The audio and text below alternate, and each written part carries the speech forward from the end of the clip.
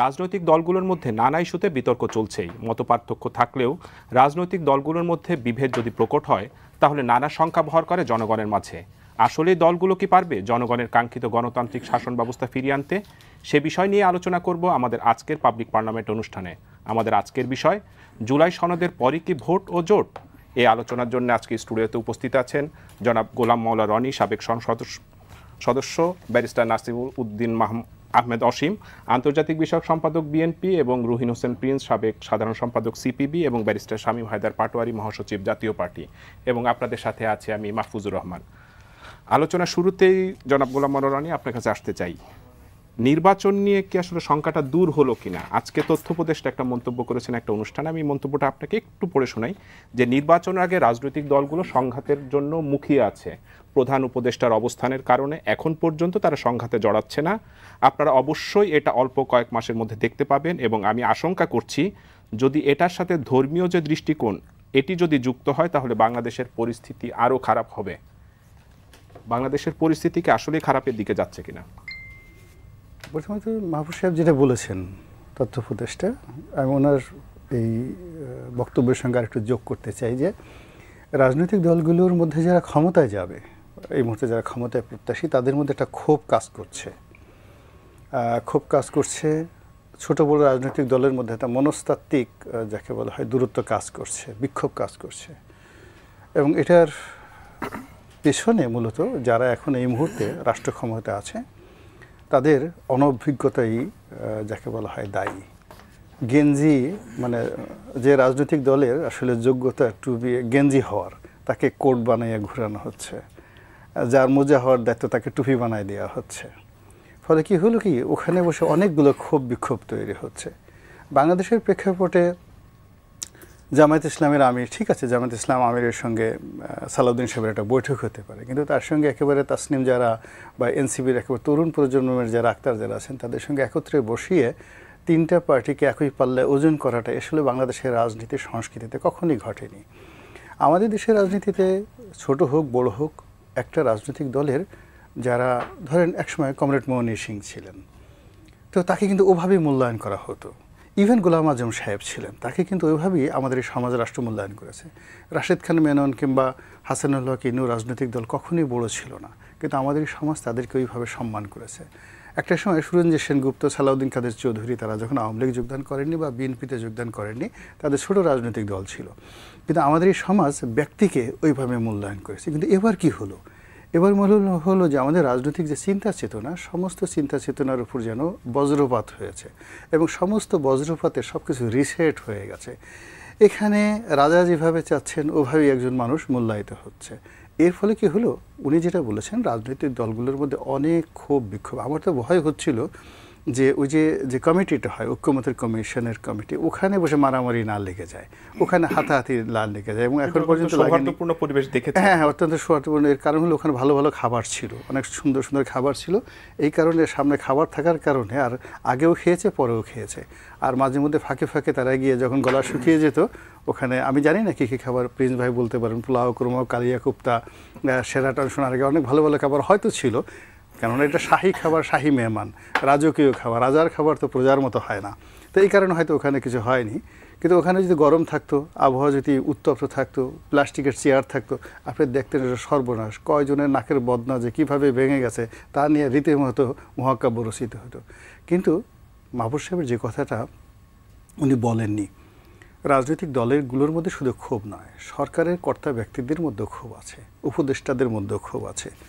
তারাও একে অপরের বিরুদ্ধে বিষোদ্গার করার জন্য, একে অপরের বিরুদ্ধে রাগ হওয়ার জন্য, একে অপরের উপর যাকে বলা হয় উনি যেটা সহিংসতা দেখানোর জন্য তারাও কিন্তু উন্মুখ হয়ে আছে।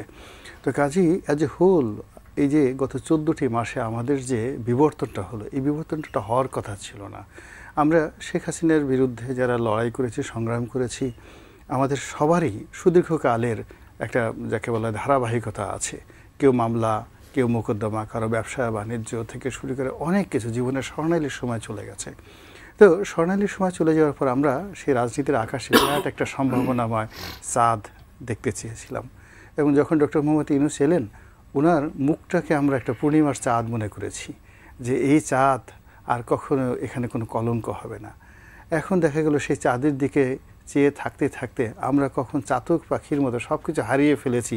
এখন নির্বাচন হবে কি হবে না, সংস্কার হবে কি হবে না, জুলাই সনদের স্বাক্ষর এটাকে যে করা হলো, এটা কি কেবলমাত্র একটা ফর্মালিটিস নাকি এটার কোনো আইনগত ভিত্তি আছে, এটা কি নাটক না এর কোনো রাজনৈতিক গুরুত্ব রয়েছে, আগে কি আমাদের দেশে গণভোট হবে নাকি পিআর পদ্ধতির নির্বাচন হবে, এই সমস্ত যে বিষয়গুলো নিয়ে আলাপ আলোচনা হচ্ছে তার সঙ্গে সঙ্গে সেনা কর্মকর্তাদের বিচার, সেই বিচারে কেন প্রিজন ভ্যানে করে আনা হলো এবং সেটা এসি হলো, সব মিলিয়ে এলোমেলো হয়ে গেছে। সব মিলিয়ে এলোমেলো হয়ে গেছে। অসীম ভাই, আপনার কাছে একটু জানতে চাই, নানা শঙ্কার পরেও তো বিএনপি একটা নির্বাচন প্রসেসের ভিতরে আছে এবং এই অক্টোবরের ভিতরেই আপনাদের 200 আসনের প্রার্থীকে গ্রিন সিগন্যাল দেওয়া হবে বলে জানিয়েছেন আপনাদের সিনিয়র নেতারা। তো বাদ বাকি 100টি আসন আসলে কার জন্য? এটা কি শীর্ষ নেতাদের জন্য না জোটের জন্য, কাদের জন্য বরাদ্দ আসলে রাখছে বিএনপি?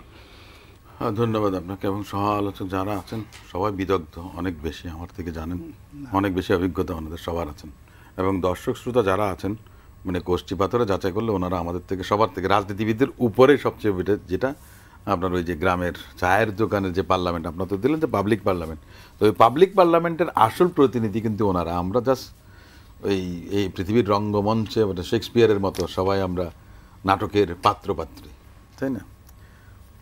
আমরা যতটুকু বলি জনগণের কাছে প্রত্যাশা তার থেকে কিন্তু বেশি থাকে, আমাদের কাছে প্রত্যাশা যতটুকু তার থেকে বেশি থাকে সরকারে। জানি অন্তর্বর্তীকালীন সরকার যেটা, সেটা তো সৃষ্টি হয়েছিল, এটা স্বৈরাচার পতন ঘটেছিল, তার পরবর্তীতে যেটা কনস্টিটিউশনের মধ্যে নাই অন্তর্বর্তীকালীন সরকার, তারপরে জনগণের আশা আকাঙ্ক্ষা।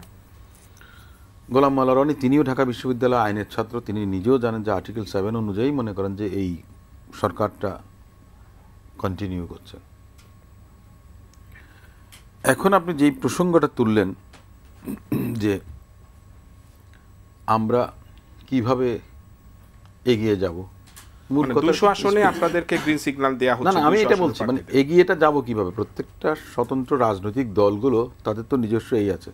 দেখেন, বাংলাদেশ জাতীয়তাবাদী দল একটা বৃহত্তম রাজনৈতিক দলের একটা অংশ। এই দল আন্দোলনের সঙ্গে সম্পৃক্ত ছিল স্বৈরাচারের 15 বছর, তার আগেও তো অনেকগুলো নির্বাচন করেছে, অনেকবার ক্ষমতায় এসছে। তাহলে একটা জিনিস আছে যে মনে করেন যে সেখানে প্রার্থী কে হবেন, একক প্রার্থী কে, 2 বা ততোধিক প্রার্থী কারা আছেন, বা এর মধ্যে দিয়ে কারা আন্দোলন সংগ্রামে ছিলেন, জেল জুলুম নির্যাতনে কারা বেশি মনে করেন আপনার ত্যাগ তিতিক্ষার পরিচয় দিয়েছেন।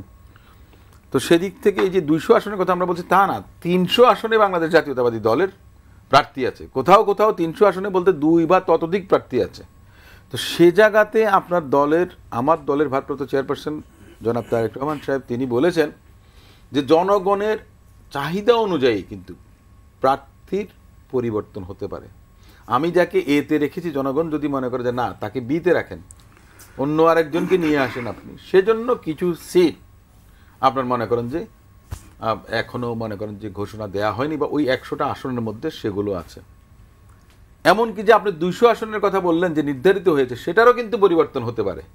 কারণ একটা রিপোর্ট যদি আসে, কনসাইজ একটা রিপোর্ট, আমরা ওই যে আদালত, আমার শামীম হায়দার পাটোয়ারি আমাদের colleague, very much a good practitioner in the supreme court, তিনি নিজেও জানেন যে আমরা কনসাইজ স্টেটমেন্টটা যখন করি তখন কিন্তু আমরা মনে করেন যে সেটা কিন্তু পরিবর্তনটা হচ্ছে, সেটা এই 200 আসনের মধ্যেও কিন্তু পরিবর্তন হতে পারে।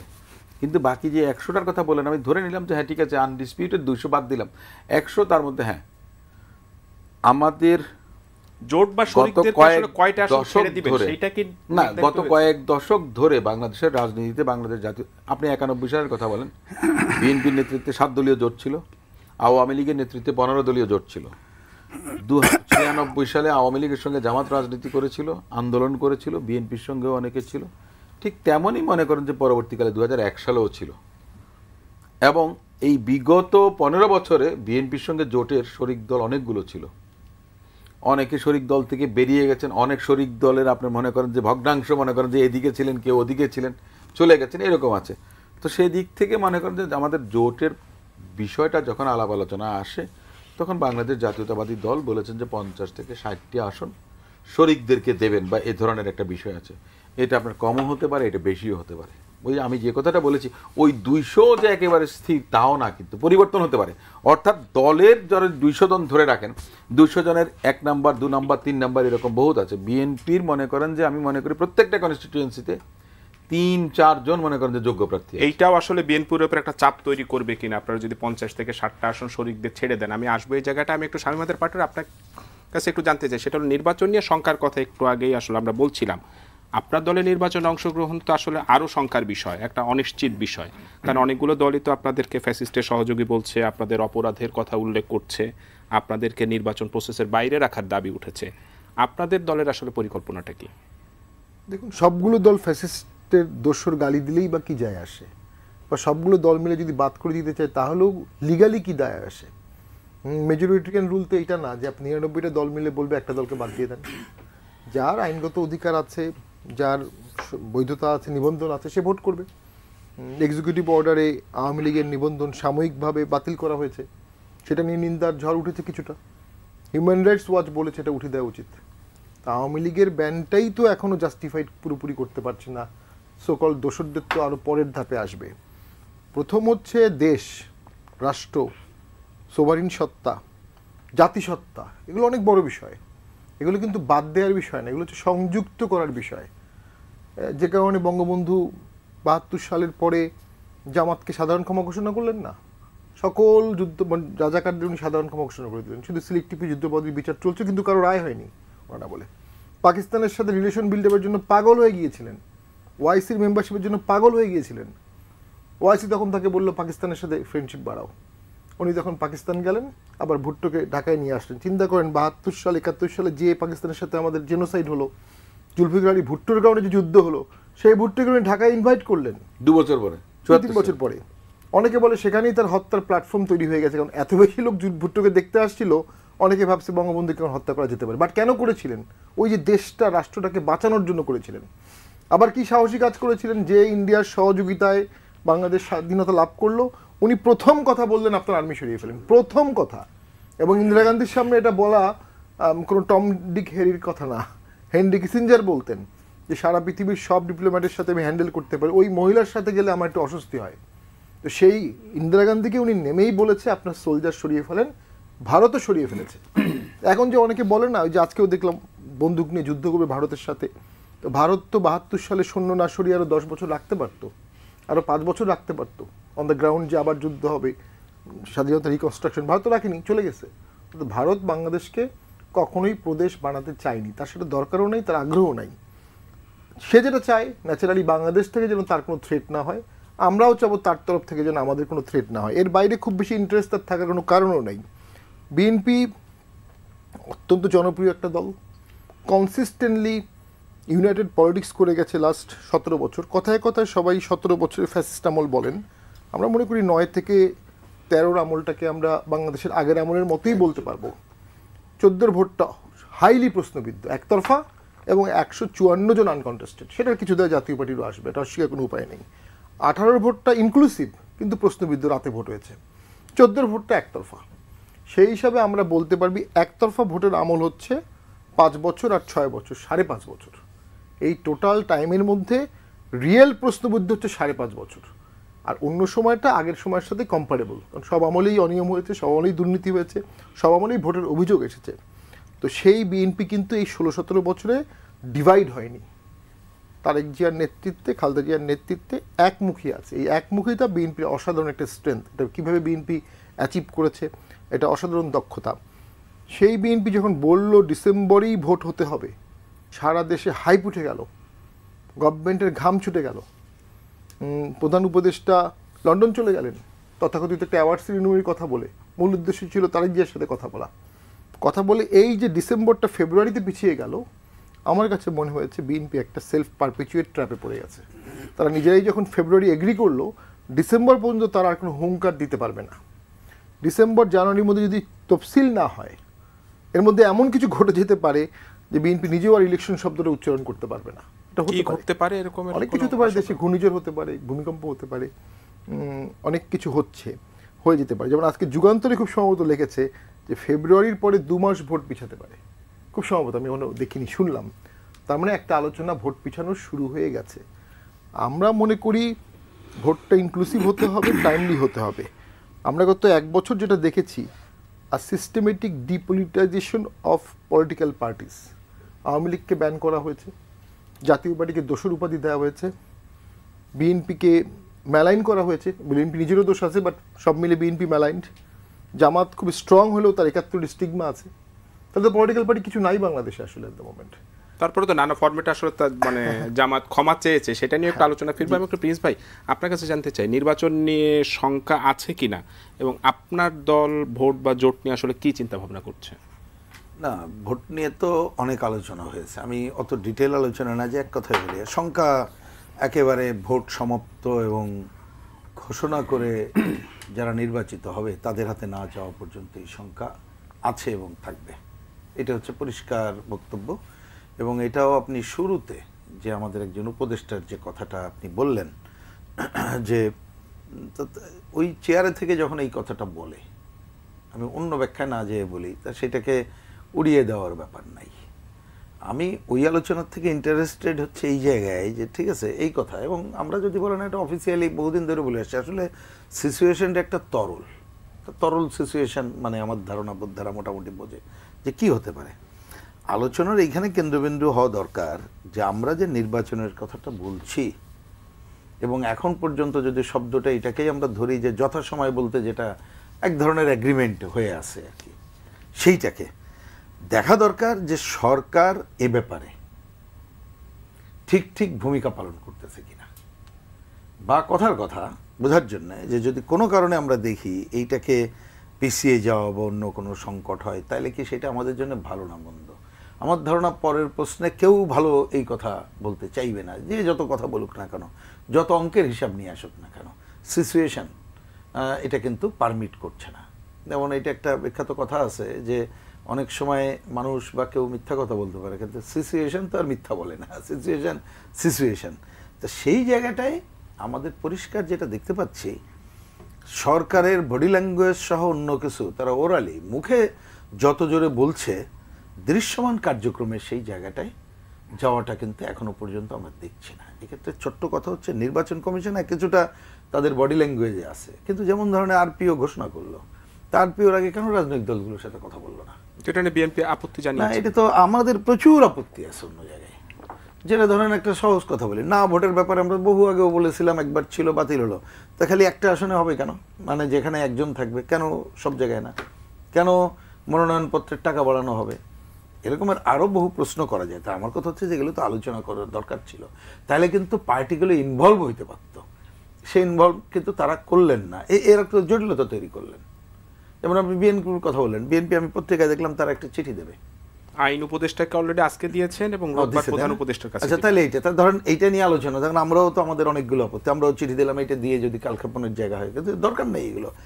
আর হচ্ছে তারা সরকারের কাছে সহায়তা চাইবে, আমরা দেখতে চাই সরকার তার বডি ল্যাঙ্গুয়েজের মধ্য দিয়ে এটা করবে, এইটা হচ্ছে ব্যাপার। এবার আপনি আমাদের কথা যেটা বললেন, দেখেন আমাদের পার্টির আমরা এই যে কয়দিন ধরে কেন্দ্রীয় কমিটি সব আজকে শেষ করলাম, একেবারে আমি খোলা মনে বলি, একটা আলোচনা হচ্ছিল যে আমরা এর আগে যখন নির্বাচন করেছি আমাদের মতো দল, বোঝেন যে অন্যদের মতো তো আর না, যে আমরা হয়তো ওই ক্যান্ডিডেট তার নিজস্ব অর্থ সংগ্রহ, আমাদের একটা নিজস্ব স্টাইল আছে, কারণ আমরা তো আমাদের নিজের টাকায় জনগণের টাকায় যতটুকু পারি করি। মিনিমাম 1 বছর আগেই সেটা করতাম। আমরা তো আজকে খোঁজ নিয়ে যে দেখলাম যেটা একেবারে এটা বলতে আমার কোনো দ্বিধাদ্বন্দ্ব নেই। আমি তো কোনো আসনে 1 বছর আগের এইটা না, এবং এখনও আমরা অনেক সময় বলার পরে আমার আজকে বললো যে অনেক সময় আমরা যতটুকু যাচ্ছি মানুষ বলে যে ভাই ইলেকশন হবে, তা সংকটটা কোথায় বুঝছেন? মানে ক্যান্ডিডেট যারা সম্ভাব্য গেলে মানুষই জিজ্ঞেস করে এইটা হবে, তার মানে সিচুয়েশনটা আমরা কিন্তু এটা করতে পারিনি। তারপর আমি বলি নির্বাচন নিয়ে আপনি যে জিজ্ঞেস করছেন, আমাদের পজিশনটা হচ্ছে গণতন্ত্রের পথে হাঁটার জন্যে এখন একেবারেই একটা নির্বাচন হওয়া, আর নিশ্চয়ই নির্বাচন মানে আমরা তো নির্বাচন ব্যবস্থা সংস্কার মানে সুষ্ঠু আবাদ গ্রহণযোগ্য করার জন্য যা যা করা দরকার, কিন্তু অলরেডি আরপিওতে সেই কাজটা হলো না। অলরেডি নির্বাচন কমিশন এটা ভালো কাজ করলেন না। তারা এই পথে হাঁটার কোনো বিকল্প নেই। পরিস্থিতি যদি সেই রকম থাকে, আমাদের অনুকূলে থাকে, অবশ্যই আমরা নির্বাচন অংশ বা ন্যাচারাল। আমরা আজকেও একটা প্রস্তাবে আমরা বলেছি আমরা সরকারের নিরপেক্ষ অবস্থান দেখতে চাই। এখন পর্যন্ত কি সরকারের নিরপেক্ষ না, অবস্থান সেটা দেখতে তো পাচ্ছেন? যদি বলেন, বিশেষ করে সরকার মিন্স তার যদি টিমের কথা বলেন, আপনি পরস্পর ধরেন সরকারের খুব প্রিয় 3 দল, বিএনপি প্রিয়, জামাত প্রিয়, এনসিপি প্রিয়, এ তো করে বলার অপেক্ষা রাখে না। ওই যে ঐক্যমত্য কমিশনে বসানো দেখবেন, মিটিংয়ে আসলে ওনার পরিচালক বলেন প্রধান উপদেষ্টার অভিপ্রায় অনুযায়ী তিনি মাত্র 3টা দলের কথা শুনবেন, তো এই 3 দলকেই বলে, তো ওনার প্রিয় দল। তো এই 3 দল পরস্পর যে অভিযোগগুলো করেছে ওইটার আপনি হিসাব করে বলেন, আমাদের কথা বলার দরকার নেই। তার মানে তো সেই জায়গাটায় কোনো উপদেষ্টা সরকারের থাকে না। উপদেষ্টা মানে পুরোটাই রিসাবল করে একটা নিরপেক্ষ অবস্থান নিয়ে মানুষের সামনে একটা ক্ষিপ্রতার সাথেই। জনাব গোলাম মোল্লা রনি, সাবেক সংসদ সদস্য, ব্যারিস্টার নাসির উদ্দিন আহমেদ অসীম, আন্তর্জাতিক বিষয় সম্পাদক বিএনপি, জনাব রুহিন হোসেন প্রিন্স, সাবেক সাধারণ সম্পাদক সিপিবি, এবং ব্যারিস্টার শামীম হায়দার পাটোয়ারি, মহাসচিব জাতীয় পার্টি। রনি ভাই, বিরতির আগে আপনি আলোচনা করছিলেন নির্বাচন নিয়ে একটা শঙ্কার বিষয়। তো আমরা বেশ কয়েকদিন ধরেই দেখছি যে আসলে প্রশাসন, পুলিশ, নির্বাচন কমিশন, সেনাবাহিনী নিয়ে রাজনৈতিক দলগুলো আসলে নানান বক্তব্য দিচ্ছে এবং বোঝা যাচ্ছে যে এই প্রতিষ্ঠানগুলোর ব্যাপারে রাজনৈতিক দলগুলো আস্থাহীনতা রয়েছে। সব দলই যে আসলে সব প্রতিষ্ঠানের বিরুদ্ধে আস্থাহীনতা রয়েছে তা না। এই সরকারের বয়স তো প্রায় 15 মাস। এই প্রতিষ্ঠানগুলোকে আস্থা আনার মতো কোনো কাজ কি আসলে এই সরকার করতে পারলো? এখন আসলে সরকারকে নিয়ে আলোচনা করাটাও রীতিমতো একটা মানসম্মানের ব্যাপার, কারণ আমরা যা কিছুই বলি না কেন সরকার এগুলো সব গায়ে মাখে না। রাজনীতির সঙ্গে, জাতীয় রাজনীতির সঙ্গে তা প্রায় 25 বছর জড়িত। তো পত্রিকায় লিখতাম, টকশোতে কথাবার্তা বলতাম, সেই সব সরকারই এগুলো শুনতেন, এমনকি 111-এর সময়ও পাত্তা দিতেন। কিন্তু এই সরকার একটা অসাধারণ সরকার। এই সরকারের কনফিডেন্স লেভেল এত বেশি, কোন টেলিভিশনে কে কী বললো না বললো তাতে কিছু আসে যায় না। তো সেই দিক থেকে সরকারের যেটা অভীষ্ট আমরা চিন্তা করি যে ডক্টর মোহাম্মদ ইউনূসকে লোকজন বলছে স্যার আপনি 50 বছর থেকে যান, কেউ কেউ বলছে আপনি 5 বছর থেকে যান। তো এটাকে যদি আমরা একটা যাকে বলা হয় থ্রেট হিসেবে ধরি নির্বাচনের জন্য, যে ডক্টর মোহাম্মদ ইউনূস তার জীবনে, তার এই ক্ষুদ্র জীবনে আমরা যদি ওনাকে মূল্যায়ন করি, উনি যা কিছু চেয়েছেন তা কিছু পেয়েছেন। উনি যেটি টার্গেট করেছেন, ইগলের চোখে যেভাবে কোনো কিছু মানে বাদ যায় না, ইগল একের মহাকাশ থেকে আকাশের সর্বোচ্চ 8 কিলোমিটার উচ্চতা থেকে সে যদি মানে 200-300 ফিট নিচে মানে পানির নিচে কোনো মাছকে টার্গেট করে, ওটা মিস যায় না। এমনি ডক্টর মোহাম্মদ ইউনূসের একই অবস্থা। উনি বাংলাদেশে বসে আমেরিকার যা কিছু টার্গেট করেছেন ওটা হয়ে গেছে, আমেরিকায় বসে বাংলাদেশে যা কিছু টার্গেট করেছেন সেভাবে হয়ে গেছে ম্যাটিকুলাসলি। তো কাজেই তার প্রত্যেকটা কথাবার্তা, অঙ্গ প্রত্যঙ্গ, অঙ্গভঙ্গি, হাসি, এগুলোর মধ্যে আমাদের জাতির ভবিষ্যৎ নির্ভর করে। আপনি দেখুন, এখন আমরা যখন নির্বাচন নিয়ে কথাবার্তা বলছি হবে কি হবে না, তখন হঠাৎ করে খবর বের হচ্ছে তিনি নাকি জাতিসংঘের মহাসচিবের তালিকায় রয়েছেন। এটা কি একটা বিশ্রী একটা ঝামেলার ব্যাপার, চিন্তা করেন তো। হঠাৎ করে যদি তিনি সেটা হয়ে যান, নির্বাচন কে করবে ওনার এই জায়গাতে? এরকম আসলে আমাদেরকে মাঝে মধ্যে উনি বিপদে ফেলে দেন আর কি। তো যেটা বলছিলাম যে প্রকৃতির একটা স্বাভাবিক নিয়ম আছে, বসন্ত যখন হবে তার আগে কোকিল ডাকবে, গাছে গাছে নতুন পাতা আসবে এবং ফুল ফলাদি সেভাবে জানান দেবে যে বসন্ত আসছে। শীতেরও একই অবস্থা। তো নির্বাচনের মৌসুমে চারিদিক থেকে নির্বাচনের একটা ডাক আসবে। আমরা যেভাবে আমরা এখানে যারা আছি সবাই মোরাললেস নির্বাচনের যে পরিবেশ দেখেছি, জনগণের মধ্য থেকেই জনগণ পাগল হয়ে যাবে নির্বাচনের জন্য। কিন্তু দুর্ভাগ্যজনক হলেও সত্যি যে গত 14 মাস ধরে আমরা জনগণকে অনেক কিছু বিশ্বাস করাতে পারছি, কিন্তু নির্বাচন যে সঠিক সময় হবে এই কথাটা জনগণকে বিশ্বাস করানো যাচ্ছে না। 2 নম্বর হলো যে তারা আগ্রহ, আপনি নমিনেশন পাবেন কি পাবেন না, আসবেন কি আসবেন না, এটা মানে বিএনপির মতো একটা বড় দলের অভ্যন্তরীণ যাকে বলা হয় প্রতিযোগিতার কারণে নেতাকর্মীরা জিজ্ঞাসা করে। কিন্তু আমজনতা, আপনি সাধারণভাবে সত্যিকার অর্থে বিএনপির একজন লোক নমিনেশন নিয়ে আসবে এবং সেখানে পাশ করবে, একটা ইলেকশন হবে, এই ধরনের পরিবেশ সারা বাংলাদেশের কোথাও তৈরি হয়নি। এটা হলো রূঢ় বাস্তবতা। আর এই ধরনের পরিবেশ যদি তৈরি না হয়, একটা জিনিস বোঝার চেষ্টা করুন যে বাংলাদেশ এখন 2 ভাগে বিভক্ত। যে শক্তিকে আমরা তাড়িয়েছি, আপনি মানেন আর না মানেন, ভোট বলেন, জনশক্তি বলেন, তারা পুরো বাংলাদেশের 50% মেজরিটি তাদের রয়েছে অ্যাজ এ হোল, অর্থাৎ জাতীয় পার্টি, আওয়ামী লীগ, জাসদ থেকে শুরু করে অন্যান্য পার্টির। এখন আমরা তো এক চুলও কমে নাই, আরও বরং বেড়েছে। যদি কেউ বলে বেড়েছে, আপনি চিন্তা করেন আওয়ামী লীগের কোন লোকটা বিএনপিতে যোগদান করেছে? আপনি দেখেন বিএনপি থেকে অনেক লোক জামাতে যোগদান করেছে, বিএনপি থেকে অনেক, এই যে এক লোক কিশোরগঞ্জে সে গিয়ে আওয়ামী লীগে যোগদান করলো। আগামী 1 মাস 2 মাসে দেখবেন আরও অনেক কিছু হয়ে যাবে। তো যার জন্য এই বাংলাদেশের রাজনীতি ভেরি আনপ্রেডিক্টেবল। আপনি ধরে নেন ওই জায়গাতে আমরা তাদেরকে আসতে দিচ্ছি না, শূন্য।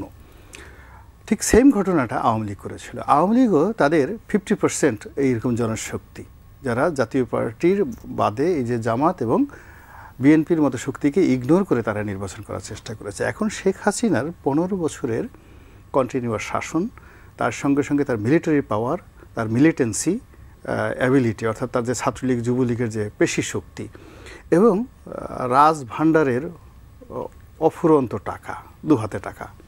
তো এই টাকা দিয়ে যদি আপনি 2014 সনের নির্বাচনের উপস্থিতির হার দেখেন, 2018 সনের নির্বাচনের হার দেখেন, আর 24 সনের হার দেখেন, দেখবেন যে প্রপোর্শনালিটি এত কমেছে যে 2024 সনের যেটাকে আমরা আমিডামি নির্বাচন বলি, অন অ্যাভারেজে 7%-এর বেশি কিন্তু ভোটাররা ভোট কেন্দ্রে সরকারি হিসাবে 40%-এর মতো ছিল। সরকারি হিসাব বাদ দেন, মানে নট মোর দ্যান 7%। আমরা 2018 সনে আমি তো নির্বাচনে করেছি, ওই রাতের ভোট, সেই রাতের ভোট তারা কেটেছে, কিন্তু তারপরেও প্র্যাকটিক্যালি আসে অন অ্যাভারেজে 10 থেকে 11%-এর বেশি ভোট কেন্দ্রে ভোটাররা আসেনি। তো যে আওয়ামী লীগ তাদের এত শক্তি, অর্থবিত্তের ক্ষমতা দিয়ে ভোট কেন্দ্রে সর্বশেষ 7% ভোটার আনতে পেরেছে। এখন বলেন তো, এই বাকি 50% লোক নিয়ে আমাদের নাসিরউদ্দিন রশিদ ভাই ধানমন্ডিতে তিনি যদি ইলেকশন করেন, কেবলমাত্র তারে ভোট দেওয়ার জন্য, আর তার এগেনস্টে জামাতের প্রার্থীকে আমি তো নামই জানি না এখন পর্যন্ত, আই ডু নট নো, বা তার প্রতিদ্বন্দ্বী ধানমন্ডিতে কে কে আছে আমি জানি না। তো সেখানে কেবলমাত্র তারে ভোট দেওয়ার জন্য প্রত্যেকটা লোক ঘর থেকে বের হয়ে এসে 80% লোক বের হয়ে আসবে, এই বাস্তবতা কোনো লক্ষণ এখন পর্যন্ত দেখা যাচ্ছে না। মানে অসীম ভাই, এই ভোটের টার্ন আউট নিয়েও কিন্তু একটা শঙ্কা রয়েছে আগামী নির্বাচনে, যেটা রনি ভাই বলছিলেন যে আওয়ামী লীগ এবং জাতীয় পার্টি নির্বাচনের বাইরে থাকলে তো আসলে 50% ভোটারই আসলে বাইরে থাকে। সেক্ষেত্রে ভোটের টার্ন আউটটা কি খুব বেশি হবে যদি নির্বাচন সঠিক সময় হয়? দেখুন, নির্বাচন সঠিক সময় বলতে কি, আমরা তো একটা জিনিস জানি যে একটা সংসদ যখন বিলুপ্ত হয়ে যায় তার অব্যবহিত 90 দিনের মধ্যে নির্বাচন হবার কথা। আমরা এরকমটা দেখেছি আপনার এক সময়কার কথা, 2007 সাল থেকে পরবর্তীতে এসে 2008 সালে নির্বাচন হচ্ছে, 2 বছর পরে রয়েছে। অন্তর্বর্তীকালীন সরকার আপনার মনে করেন যে আমাদের কনস্টিটিউশনের নাই, তারপর ঠিক আছে পিপলসের উইল, আর্টিকেল 7, এই সমস্ত কিছু মিলিয়ে মনে করেন যে এটা এখনো চলছে। এবং এখনো প্রশ্ন আসছে, যেমন রনি ভাই একটু বললেন, নাকি আপনি বললেন যে আরো 2 মাস নির্বাচন পেছাতে পারে, তিনি বললেন ডিসেম্বরে ছিল বিএনপি, কিছুটা হলো আপনার মনে করেন যে ব্যাকফুটে গিয়েছে নাকি, যে ওনারা ফেব্রুয়ারিতে রাজি হয়েছেন। এই যে রাজি হওয়া বা না হওয়া কোনো কিছু কিন্তু সংবিধানের মধ্যে নেই, কিন্তু তারপরেও কি সবাই আপনার মেনে নিচ্ছে। এখন আমার কথাটা হচ্ছে যে আপনি যে 50% বললেন, এই 50% আপনি কোথা থেকে বললেন, কেমন করে বললেন? সব ভোট কি বিএনপি যে 30% ভোট পেয়েছিল, একবার 40% ভোট পেয়েছিল, 40.something, সে সময় মনে করেন যে বিএনপি 200-এর উপরে সিট পেয়েছিল। আওয়ামী লীগ সামান্য শতাংশ কম ভোট ছিল, তাও 40-এর নিচে ছিল না, তারপরেও আওয়ামী লীগের সম্ভবত 58 আসন, তাই না? এখন কথাটা হচ্ছে এই যে ফ্লাকচুয়েটিং ভোট, আমরা ফ্লাকচুয়েটিং ভোটটা কিন্তু 10 to 15% থেকে থাকে। আমার যদি 30% থাকে, আমি যদি 40, তাহলে আমি তো বলবো যে আপনার 10% না, আমি বলবো যে আমার 20% আছে বিএনপির, আওয়ামী লীগের 20% ছিল বা আছে, বাকি যেটা সেটা ফ্লাকচুয়েটিং ভোট। কিন্তু এটা কিন্তু মনে করেন যে বিএনপি বা আওয়ামী লীগ না, এটা মানুষ স্থির করে, প্রতিদিন তো পরিবর্তন হয়। মানুষের মন তো ওই নারীর মনের মতোই, সব মানুষ আপনার ও ধরনের একটা অবস্থা। তো এই একটা অবস্থার মধ্যে দিয়ে অ্যাট্রোসিটি যেটা ছিল, তখন আপনার পালিয়ে যাওয়া, সব কিছু মিলিয়ে আপনি এখন আর বলতে পারবেন না যে এটা 50% আছে, এটা কোনো মতেই সম্ভব না। দ্বিতীয় যে বিষয়টা আমি একটু বলি, আজকে দেখেন ওই যে আমরা বলি যে সিম্প্যাথির বিষয়টা, রনিভাই যে রেফারেন্সটা দিয়েছে, সময় যত যাচ্ছে আওয়ামী লীগ তত বেশি সিম্প্যাথিটা পাচ্ছে। আপনি নিষিদ্ধ করেননি, কিন্তু আপনারা স্থগিত করেছেন, নিবন্ধন স্থগিত করেছেন, তার আগে কর্মকাণ্ড স্থগিত করেছেন। আমি কিন্তু একেবারে জুলাই, আগস্ট, সেপ্টেম্বরে, মানে আপনার সেপ্টেম্বরে আমি বলেছিলাম যে আওয়ামী লীগ যদি নির্বাচনও করে, আওয়ামী লীগ প্রার্থীও দিতে, প্রার্থী হওয়ার জন্য কেউ আসবে না। সেই অবস্থায় যদি আওয়ামী লীগ থাকতো, আপনি তখন কি বলতে পারতেন যে 50%? আপনি বলতে পারতেন 30%, 20%? না। আমি জানি যে আমার দলের বহুত নেতারে, লোকাল নেতারে ফোন করে আওয়ামী লীগের নেতারা বলেছে দেশের বাইরে থেকে, যে তোমার আওয়ামী লীগের থেকে নমিনেশন দিব, তুমি ইলেকশন করো। আওয়ামী লীগের অবস্থাটা এরকম ছিল। এটা স্থগিতের আগ পর্যন্ত, আমি স্থগিতের আগের কথা বলছি। পরিবর্তন প্রতিদিন, নিত্যদিন, তাই না? মানুষের মনের পরিবর্তন হয়, পরিবেশের পরিবর্তন হয়, সরকারের ইচ্ছার পরিবর্তন হয়, নীতিমালার পরিবর্তন হয়, কত কিছু আসে।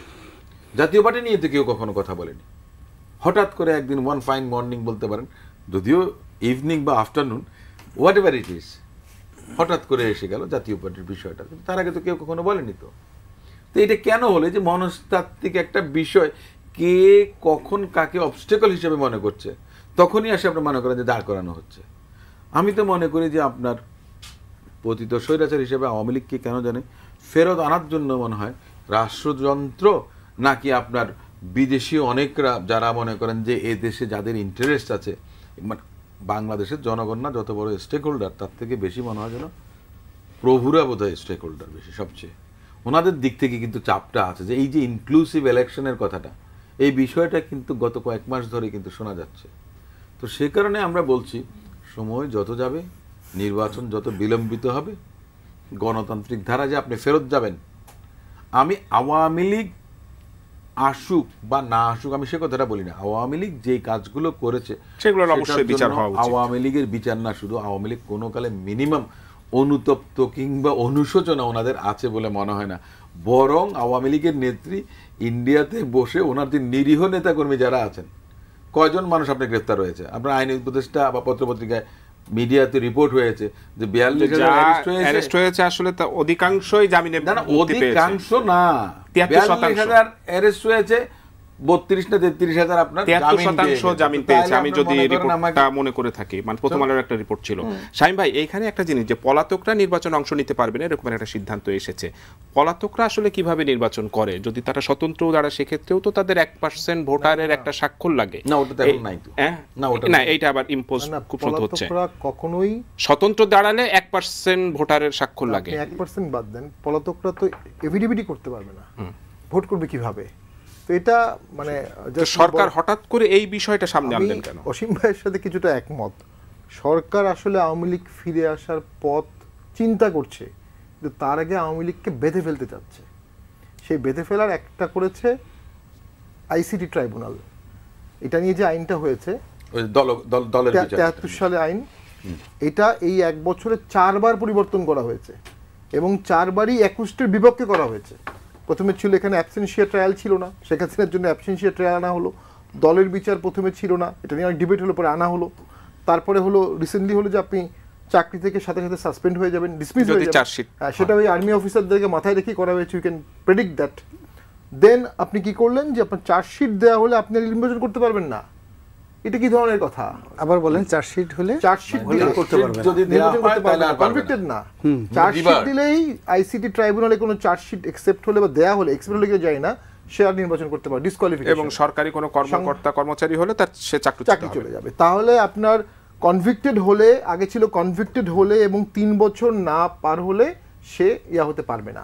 আওয়ামী লীগের আমরা এটা কমে করেছে কনভিক্টেড, দুদকের মামলায় কনভিক্ট হলে পারবে না। তারা খালেদা জিয়াকে মাথায় রেখে করেছিল, পেন্ডিং অ্যাপিল 111 এর সময় করেছিল। এখন নামলো কোথায়? চার্জশিট। আচ্ছা, চার্জশিট কে দিচ্ছে? চার্জশিট দিচ্ছে প্রসিকিউশন। প্রসিকিউশন কে? সরকার। সরকার মানে কি? প্রেজেন্ট সরকার মানে কি? এক্সিকিউটিভ। মানে এক্সিকিউটিভ যদি চায় যে আমি 1000 লোকের নামে চার্জশিট দেবো, এরা ভোট করতে পারবে না, এরা পারবে না, কিন্তু জুডিশিয়ালের কোনো সুযোগ নাই। এটা তো একটা খুবই হার্শ প্রভিশন। এখন এটা চ্যালেঞ্জ করা যাচ্ছে না কেন? এটা আমাদের আইসিটি আইনের যে সাংবিধানিক ধারা আছে 47 and 47A, সেখানে বলা আছে মানবাধিকারের ধারার সাথে আইসিটি আইনের কন্ট্রাডিক্টরি হলেও আইসিটি আইনটা প্রিভেইল করবে। এটা একটা এক্সেপশনাল সুযোগ দেওয়া হয়েছে, যেহেতু এভিডেন্সিয়াল গ্যাপ থাকে, খুব এক্সেপশনালি আপনি মানবাধিকারের পরিপন্থী আইন করেও বিচার করতে পারবেন। এটা তো র্যামনেন্ট করে ফেলছে, প্রতিটা অ্যামেন্ডমেন্টই তো মানবাধিকারের বিরুদ্ধে যাচ্ছে, প্রত্যেকটা। তা আপনি দেখা যাবে যে এই ট্রায়াল শেষে যে হেয়ার্সের ভিত্তিতেই সব হয়ে গেছে, হয়তো বা ডাইরেক্ট এভিডেন্স থাকতে পারে। মোস্ট ইম্পর্টেন্ট হচ্ছে আওয়ামী লীগকে সরকার ভোটে ভয় পাচ্ছে। সে পার্সেন্টেজটা আমি বলতে পারবো না, অনেক ভাইয়ের মধ্যে কনফিডেন্টলি, উনি আমার থেকে অনেক সিনিয়র পলিটিশিয়ান, অনেক বিজ্ঞ মানুষ, কিন্তু ভোটে আওয়ামী লীগ একটা ফ্যাক্টর, এটা কেউ ডিনাই করতে পারছে না। এখন আওয়ামী লীগ পতন হয়েছে, পালিয়ে গেছে, নতজানু হয়েছে। সেই সময় কিন্তু আমরা দেখেছি আমাদের এলাকার আওয়ামী লীগ নতজানু ছিল, সবার সামনে নতজানু ছিল, যে কোনো কম্প্রোমাইজে রাজি ছিল। কোনো কম্প্রোমাইজ না করে আপনি কি করলেন? একটা উইক ফর্মেটে তাদেরকে ব্যান করলেন, একদম উইক ফর্মেটে, যে জাস্টিফাই করতে পারবেন না। স্থায়ী একটা বিভাজন রেখা দেশে তৈরি হয়ে গেল। তারপরে একটা ঐক্যমত কমিশন করা হলো, 25টা দলকে ডাকা হলো, 30টা দলকে ডাকা হলো না, 30টা। এই 25টি দলের মধ্যে আবার 2-3টি দল এখন আবার জুলাই সনদ স্বাক্ষর করছে না। ওই 25টা দলের ভোটিং পার্সেন্টেজ 8 সাল পর্যন্ত কত ছিল, আর এই 30টা দলের ভোটিং পার্সেন্টেজ কত ছিল, মানে 2008 সাল পর্যন্ত আর্মিকে ডিমোরালাইজের একটা মামলা হলো, অবশ্যই যারা গুম করেছে তাদের শাস্তি হওয়া উচিত। ভিকটিমের পয়েন্ট অফ ভিউ থেকে এটা অবশ্যই ঠিক আছে। আপনি ফেব্রুয়ারির 12 তারিখে যদি ভোট করেন, আপনার সেনাবাহিনী লাগবে, ঐক্যমত স্ট্রং মোটিভেটেড সেনাবাহিনী লাগবে। বাংলাদেশের সেনাবাহিনী ছাড়া ভোট সম্ভব না, এই পুলিশ দিয়ে ভোট হবে না, এই প্রশাসন দিয়ে ভোট সম্ভব না। বলেছে 90,000 থেকে 1 লাখ আপনার সেনাবাহিনীর লাগবে, ডিপ্লয়মেন্ট লাগবে। হাজার হাজার লোক মারা যাবে যদি সেনাবাহিনী অ্যাক্টিভিটি না করেন। ভোট আমরা করেছি, আমরা জানি ভোটের সময় প্রার্থীরা পাগল হয়ে যায়, জেতার জন্য পাগল হয়ে যায়। ইভেন দ্যাট গত 15 মাস ধরে যদি তারা না থাকতো কত মব হতো। এই সেনাবাহিনী জীবনের ঝুঁকি দিয়ে মবের হাত থেকে কত মানুষকে রক্ষা করেছে। তাদেরকে অনেক খারাপ কথা বলা হয়েছে, এবং হাসনাত সাহেব খারাপ কথা বলেছেন, নাসরুদ্দিন পাটোয়ারি খারাপ কথা বলেছেন, এবং আলটিমেটলি তাদের বিরুদ্ধে মামলাও হলো, সেটার পিছনে যুক্তি আছে। সেনাবাহিনী কেন খারাপ কথা বলা হবে? আমি তো এটা কোনো যুক্তি পাই না। অর্থাৎ রাষ্ট্রে চিট ধরাতে চাচ্ছে কেউ কেউ, কেউ কেউ সার্বভৌমিত্বে চিট ধরাতে চাচ্ছে, কেউ কেউ বিপ্লবী সভা করতে যাচ্ছে। এই যে একটা কথা বলা হচ্ছে প্রধান উপদেষ্টা বিশেষ সাংবিধানিক অর্ডার দেবেন, এটা তো কোথাও নাই। এটা দেওয়ার পরে কিন্তু এই সরকার উইল বি টার্ন ইনটু বিপ্লবী সরকার। সরকার ওত নিয়েছে সংবিধানে, সেই সরকার যখন সংবিধানের মতো একটা অর্ডার দিয়ে দিবে, তারা নিজেদেরকে বিপ্লবী সরকার বলবে, এবং বিপ্লবী সরকার বৈপ্লবিক আইন করবে। সেনাবাহিনী সেটাতে কিভাবে রিয়াক্ট করবে? সেনাবাহিনীকে কি সংবিধানের প্রতি অ্যালিজিয়েন্স থাকবে, না ওই বিপ্লবী সরকারের বিপ্লবী অর্ডারের প্রতি অ্যালিজিয়েন্স থাকবে? ওইটা মাথায় রেখেই সেনাবাহিনীকে অ্যাটাক করা হয়েছে। কোনো বড় কোনো উর্বর মস্তিষ্কের চিন্তা থেকে, বৈপ্লবিক চিন্তা কিন্তু অনেক কিছু তো আমরা শুনি। অ্যাডমিন টোটালি ডিস্টেবলাইজ, এখন আমাদের পলিটিক্যাল কোনো ইউনিটি নাই, police totally demoralised, weak at the moment এখনও। তাহলে রাষ্ট্রসত্তা, জাতিসত্তা, সার্বভৌম সত্তা, এটা তো একটা বড় ধাক্কা খাচ্ছে। ঠিক এই জায়গাটায় যদি আমি একটু প্লিজ আপনার কাছে জানতে চাই যে প্রশাসন নিয়ে আসলে অনেক কথাবার্তাই হচ্ছে, এই প্রশাসন বিএনপি জামাত আসলে ভাগাভাগি করে নিচ্ছে, এরকমের অভিযোগও উঠেছে। নিরপেক্ষ লোক দিয়ে প্রশাসন সাজাবার জন্যও একটা তাগিদ রয়েছে। বিএনপি জামাতের বাইরে আপনি এখন নিরপেক্ষ লোক আসলে প্রশাসনে পাবেন না, পাওয়া যাবে না এমন আমি মনে করি না। আপনি 50টা মিনিস্ট্রির সচিব, আপনি এখন আওয়ামী লীগ বিএনপি এবং জামাতের বাইরে আসলে খুঁজে পাবেন? আসি যদি শুরুতেই আমি নিরপেক্ষ কি ধরেন, এইখানে প্রশাসন, এটা খুবই স্বাভাবিক, এত বছর ধরে সাজানো কীভাবে হয়েছে আমরা জানি। তা আপনি নিরপেক্ষ এই অর্থে যে তোমার যদি কোনো পলিটিক্যাল বিলিভ থাকে, কিন্তু তোমার এইখানে অ্যাক্টিভ পজিশনটা হবে একেবারে নির্দলীয় পজিশন থেকে, যার জন্য এইসব বিবেচনা করে আমি এই কথাটা একটু অনেকবারও কোট করেছি, এখনও বলি। দেখেন 8 তারিখে ইউনূস সাহেব যখন ক্ষমতা নিলেন, 12 তারিখে আমাদের প্রথম বৈঠকে উনি বেশি কথা বলার সুযোগ ছিল না, কিন্তু আমরা 2-3টা পয়েন্টের মধ্যে এই কথাটাকে এইভাবেই উত্থাপন করেছিলাম যে দেখেন, এইবারে কোনো গোষ্ঠী বা দল বিজয়ী হয় নাই, আপনাকে অনেকগুলো এখানে মানে কি বলে যে চেঞ্জ করতে হবে। তা আপনি অন্ততপক্ষে একটা নীতিমালা করেন যাতে দক্ষ এবং দল নিরপেক্ষ ব্যক্তিদের নিয়োগ দিতে পারেন। তা সেই কাজটাই তো করা হলো না, বরঞ্চ দেখবেন যে কে কোন দলের ছিল না ছিল তার থেকে এই সময়কালে, যেটা তো ওরাই বলেছে যে ভাগ বটোয়ারা করে নিয়ে গেছে এই দল সে দল। এখন ওই যে অভিযোগের পাল্লা দেখেন, এই বলে এর অত লোক আছে অত লোক আছে, তা আপনি তো সেটা করেছেন। কিন্তু আমার যদি এই মুহূর্তে বিবেচনা বলেন, যেহেতু নির্বাচনকে সামনে রেখে আপনার কথাটা বলছি, অন্ততপক্ষে এমন সিস্টেমটার করার প্রচেষ্টা আমরা নেই, আমি প্রচেষ্টা নেই শব্দটা বুঝেই বলছি, যাতে করে তাদের একটা নির্দলীয় নিরপেক্ষ আচরণ হয়। আপাতত এর বেশি আপনি ইচ্ছা করলে তো পারবেন না, করলেও তাহলে এই যে নির্বাচন বা অন্যান্য প্রশ্নগুলো এমন জায়গায় চলে যাবে, এটা আপনি দ্রুত খুঁজে। সেটা কি এই ক্যাবিনেট রেখেই সম্ভব? কোনটা? বর্তমান যে ক্যাবিনেট রয়েছে, এই ক্যাবিনেট রেখেই কি নিরপেক্ষ আচরণ? সেটা তো আমরা বললাম যে এই ক্যাবিনেট রেখে সম্ভব না, কারণ ক্যাবিনেটের মধ্যে এটা ইউনূস সাহেবকে ডিসাইড করতে হবে। আমি তো এটাও বলি, ইউনূস সাহেবকে প্রথমে নিজেকেই নিজে প্রশ্ন করতে হবে যে উনি নিরপেক্ষ থাকছেন কিনা, এটা 1 নম্বর। কিন্তু আমরা অনেক কিছু হচ্ছে কি যে নতুন জটিলতার সৃষ্টি হোক সেটা চাই না, এই জন্যে কথাগুলো বলছি। উনি এটাকে যদি বলেন, যেটা দেখলাম যে বিএনপি কাদের কাদের যে বলছে যে না আমার হাতে থাকবে, আমি সব দেখব, আমাকে এটা করতে হবে, তাহলে উনি সেই প্রমাণ করার জায়গায় যাক। সেই প্রমাণ করতে গেলে একটা বড় কাজ হচ্ছে এর মধ্যে যারা দলীয় হিসাবেই, এটা তো না জানার কিছু নাই, কম বেশি তো দেখা যায়। বা আমি তো বললাম যে ওই দলগুলো যেভাবে বলেছে আপনি সেইভাবে করেন, ছোট্ট একটা থাকুক টিম, সেই টিম থেকে ওনারা অন্তত পক্ষে যে নির্দলীয় নিরপেক্ষ আচরণ ক্যাবিনেট শো করুক, আর প্রশাসনের অন্ততপক্ষে বলুক যে তারা এখন যে ধরনের সংকটগুলো সমাজে ঘটতেছে আইন শৃঙ্খলা পরিস্থিতির অবনতি সহ যে জায়গাটা, তারা এই প্রমাণটাও যদি করতে পারে এই সময় যে তারা দৃঢ়তার সাথে এগুলো দমন করার, তো সেটা তো আসলে এই সরকার আসার পর থেকে আসলে সবার প্রত্যাশা ছিল 15 মাস পরেও একই 15 মাসের কথা বলছি না, 15 মাসে তো তারা ফেল করেছে, আগামীতে পাস করবে কিনা সেটাও প্রশ্ন। রনির যে কথাটা কারেক্ট, যেটা বলতে গেলেই তো আরেকটা, কিন্তু আমরা বলছি যেহেতু আমরা ইমিডিয়েট নির্বাচনী যাত্রায় শরিক হতে চাই, তাই না হলে আরো সংকটে পড়বে। সুতরাং নতুন আপনি এই গীতগুলো দেখবেন অনেকে গাইবে কি কারণে জানেন?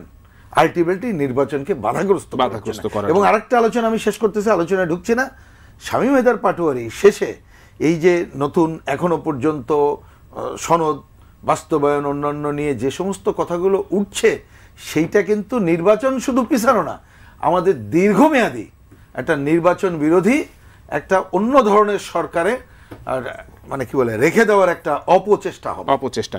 আর রনি ভাই, এই যে ইদানি কথা হচ্ছে যে কয়েকজন উপদেষ্টার সেফ এক্সিট নিয়ে, সরকারের সেফ এক্সিটটা কি একটা ভালো নির্বাচন দিতে পারলেই সরকারের একটা সেফ এক্সিট হবে কিনা?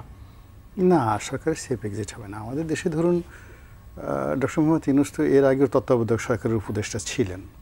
তো এখানে যদি আমরা দুটো সরকারকে খুব একেবারে উদাহরণ হিসেবে ধরি, তিনটা সরকার, লতিফুর রহমান সাহেবের সরকার, হাবিবুর রহমান সাহেবের সরকার, জাস্টিস শাহাবুদ্দিন সাহেবের সরকার, তাদের সবারই একটা সুনির্দিষ্ট টাইম ফ্রেম ছিল, এই সময়ের মধ্যে তারা এই কাজগুলো করবে। তো এখানে এই সরকার সেই টাইম ফ্রেমের বাইরে নিজেদেরকে নিয়ে একটা অনির্দিষ্ট সীমার মধ্যে তারা নিজেদেরকে নিয়ে গেছে, এবং এটা তাদেরকে গতিহীন এবং দিকভ্রান্ত করে ফেলেছে। 2 নম্বর হলো যে এই সরকার কতগুলো ইলিউশন তাদেরকে প্রথম থেকে তাড়া করেছে। যেমন এখানে যারা আসছেন তারা বলছেন তারা ম্যাটিকুলাস ডিজাইন করে এসছেন, কেউ বলছেন যে এ মাস্টার মাইন্ড, ও মাস্টার মাইন্ড। কিন্তু আমরা যারা রাজনীতির সঙ্গে মোরালে জড়িত, আমরা আসলে কখনো কোনো মাস্টার মাইন্ডকে দেখিনি। ইম্পসিবল। যদি হতো তাহলে অন্ততপক্ষে আমাদের নজরে আসতো যে 2014 সন থেকে তো সেই সরকার বিরোধী একটা অবস্থানে আছি। তো বিএনপির মতো একটা বড় দল, তারা যদি মাস্টার মাইন্ডের খোঁজ রাখে না, সেখানে মাহফুজ একটা খুব বড় মাস্টার মাইন্ড হয়ে গেল। মূল ব্যাপার হলো প্রাকৃতিকভাবে একটা ভূমিকম্প হয়েছে, আর ভূমিকম্প হওয়ার পর ভূগর্ভস্থ থেকে সোনা দানা হীরামণি মুক্তা জহরত বের হয়ে আসছে, আর এগুলো মাথায় নিয়ে একজন গিয়ে বললো যে আমি আল্লাহর কাছে দোয়া করেছিলাম, এর জন্য আল্লাহ জমিন ফাটাইয়া মাথায় করে আমাকে এতগুলো সোনা দিয়ে দিছে। এখন এরা এই ক্ষমতা আসার পরে এই তত্ত্বাবধায়ক সরকার, এই অন্তর্বর্তীকালীন সরকার, এই বিপ্লবী সরকার, এই মাস্টার মাইন্ড, আমরা অনন্তকাল থাকবো, রিসেট বাটন চাপবো। মানে হয় কি, শুনুন, আমাদের জীবনটা খুব সংক্ষিপ্ত, কর্মপরিধিও খুবই সংক্ষিপ্ত। এই সরকার গত 14 মাসে যে কাজগুলো করার চেষ্টা করেছেন বা যে স্বপ্নগুলো দেখানোর চেষ্টা করেছেন, এগুলো তাদের দায়িত্বও নয়, কর্তব্য নয়। তাদের জন্য সর্বোত্তম কর্তব্য ছিল সুন্দর একটা নির্বাচন করে, অর্থাৎ শেখ হাসিনার বিরুদ্ধে যে ক্ষোভগুলো ছিল সেই ক্ষোভটা প্রশমিত করা। উনি একটা ভালো নির্বাচন করেননি, বিরোধী দলদেরকে উনি সুযোগ দেননি, নির্বাচনের ভোটারদেরকে ভোট থেকে বঞ্চিত করেছেন। এই জায়গাতে যদি তারা তাদের কর্মপন্থা সীমাবদ্ধ রাখতেন তাহলে দেশের জন্য আসলে তাদের জন্য বরকত হতো, দেশের জন্য ভালো হতো। কিন্তু তারা যে কাজগুলো করেছেন সেই কাজগুলো এখন উল্টো সবার জন্য বুমেরাং হয়ে গেছে। অসীম ভাই, আপনার কাছে একটু জানতে চাই, আমার সময় একেবারেই শেষের দিকে, যে আপনার দলের মহাসচিব বলেছেন যে ছোটখাটো সমস্যা দূর করে গণতান্ত্রিক ব্যবস্থাকে সমুন্নত রাখতে সব রাজনৈতিক দলকে আগামী নির্বাচনে অংশ নেওয়ার আহ্বান উনি জানিয়েছেন। যদি কোনো কারণে সব রাজনৈতিক দল, আমি যদি ধরে নেই যে জামাত বা এনসিপি যদি নির্বাচনে না যায়, সেক্ষেত্রে আসলে দেশের অবস্থাটা কি হবে? নির্বাচন কি হবে? দেখেন, এটা তো এই প্রশ্নের উত্তরটা দেয়া এই মুহূর্তে আমার পক্ষে তো সম্ভব না, কারণ নিত্যদিন আপনার পরিবেশ পরিস্থিতি পরিবর্তন হচ্ছে। এই দেশে আমার মনে আছে 2012 সালে বেলজিয়াম ব্রাসেলসে ইউরোপিয়ান পার্লামেন্টে আমাদের মহাসচিব সাহেবও ছিলেন। তো ওখানে জিজ্ঞেস করেছিলাম যে 2014 সালে বিনা ভোটে 154 জন এমপি নির্বাচিত হয়েছে, তোমরা কি এন্ডোর্স করো? তখন ইউরোপিয়ান পার্লামেন্টের চেয়ারম্যান বলছে, gentleman, look, sometimes we do acknowledge dictator, marshal dictator, sometimes we do acknowledge marshal dictator. এটা এই যে বাংলাদেশে কতটুকু অ্যাকসেপ্টেবল হবে কি হবে না, আন্তর্জাতিক মানদণ্ডে ওই যে স্টেক হোল্ডার যারা আছেন, ডেভেলপমেন্ট পার্টনার যারা আছেন, তারা কিভাবে দেখছেন সেরকম বিষয়গুলো থাকবে। এই যে শামীম হায়দার পাটোয়ারি আমাদের কলিগ তিনি বললেন যে এই যে হিউম্যান রাইটস ওয়াচ এখন কি দেখছে না করছে অনেক কিছু, এর আগে যে মনে করেন যে এই দেশে 3-3টে নির্বাচন হয়ে গেছে, কত অ্যাট্রোসিটি হয়েছে, কত গুম খুন, কত কিছু হয়েছে, এগুলো নিয়ে আসলে কতটুকু মানবাধিকার ভূমিকা সংস্থাগুলো তারা প্রশ্ন কখন তুলেছে। রেখেছে। দৃষ্টিভঙ্গিটা হলো কি এক একজনের এক এক রকম, এক এক দেশকে নিয়ে এক এক ধরনের দৃষ্টিভঙ্গি তাদের। এটা ইউনিফাইড না, এইটা কোয়ালিফাইড দৃষ্টিভঙ্গিটা। দেখ, আমি এখানেও ঠিক তেমনটা। এই জন্য আমরা বললাম যে বৃহত্তর স্বার্থে সবাইকে আসলে নির্বাচনে আসা আপনার- উচিত। Of course, ও কথাটা তো বলা স্বামী ভাই, হয়েছে। একটু আপনার কাছে জানতে চাই যে বর্তমান সরকারের ব্যাপারে তো আসলে জাতীয় পার্টির একটা ক্ষোভ রয়েছে। সেদিন আপনার দলের চেয়ারম্যান বলেছেন যে এই সরকার দেশকে গৃহযুদ্ধের দিকে নিয়ে যাচ্ছে। এই সরকারের প্রতি আপনাদের মনোভাবটা তো আসলে এটা প্রকাশিত।